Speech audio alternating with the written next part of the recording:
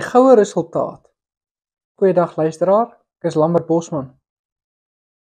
Jy is seker goed bekend met die Here Jesus se goue reël. Doen aan ander wat jy aan jouself gedoen wil hê. En dit kom voor in gedeeltes soos Lukas 6 vers 31. Maar het jy al gehoor van die goue resultaat? Dit beteken eenvoudig, mense behandel jou dikwels soos wat jy hulle behandel. As jy iemand blameer, kan jy verwag dat daardie persoon 'n vinger na jou toe gaan wys en jou eie skynheilighede uitwys.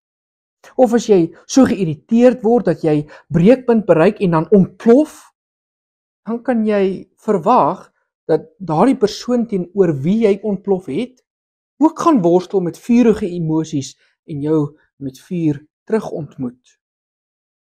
Maar die teenoorgestelde is ook waar.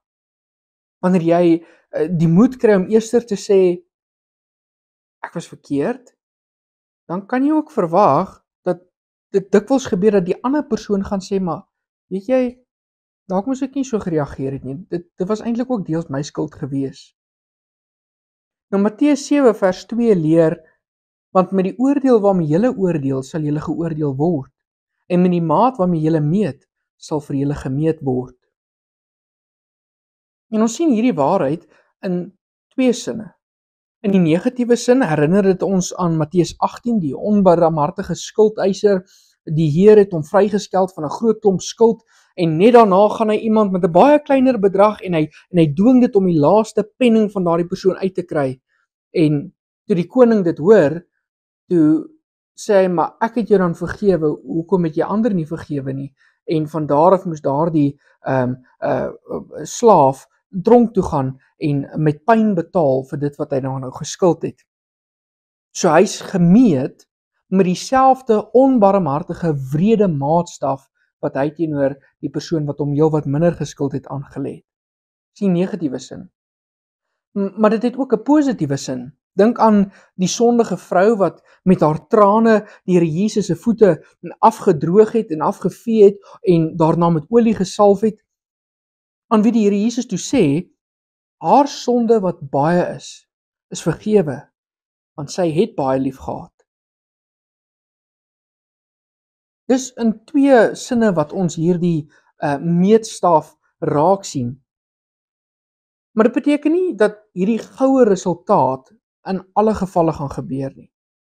Die Here Jesus het per geleentheid 10 melaatses genees, waarvan net een teruggekom het om hom te dank. Boonop leer die Here Jesus, as hulle my vervolg het, sal hulle julle ook vervolg.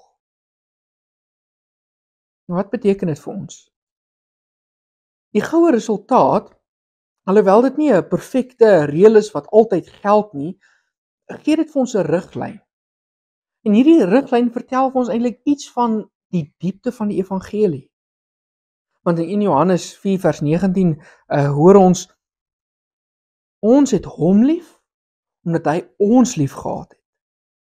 God het nie gewag vir een dag nie, hy het jou lief gehad toe jy nog sondaar was. En sy liefde verander jou. En nou wil hy hê dat jy ook ander moet lief hê. En daarom die vraag, luisteraar, hoe behandel jy die mense om jou? Dalk is dit jou beurt om eers te erken, weet jy was verkeerd. Of wanneer jy weer in woede wil uitbars, vra jouself net weer af, maar gaan dit nie juist die ander persoon laat ontplof nie? Kom ons bid saam. Hemelse Vader, ons bid vir wysheid. Ja, dat ons so sal optree, dat ander by ons mag leer wat dit beteken om U lief te hê. Ons kan dit nie uit ons eie uitdoen, Here. Ons het die leiding van die Heilige Gees nodig en vra dat U met ons sal werk. Ons bid dit in die naam van Jesus Christus. Amen.